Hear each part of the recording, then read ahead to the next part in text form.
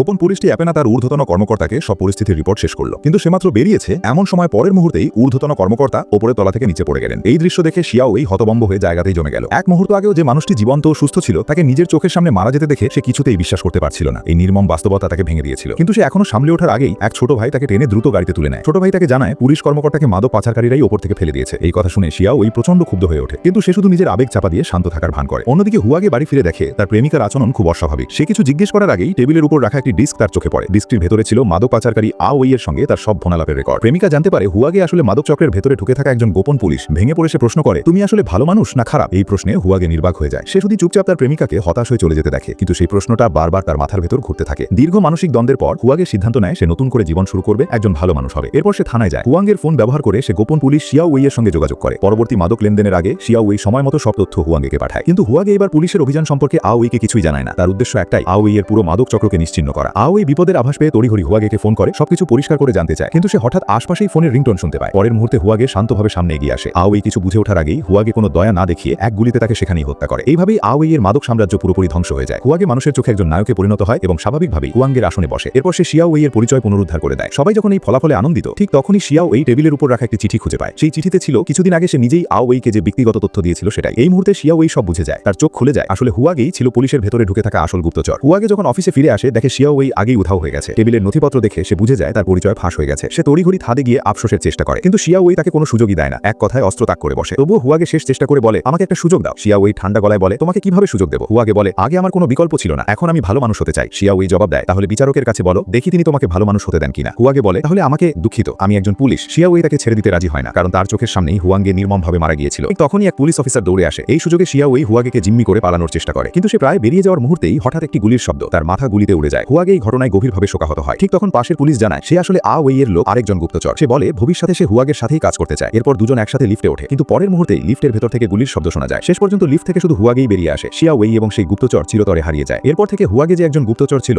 এই সত্য আর কেউ কোনোদিন জানতে পারেনি।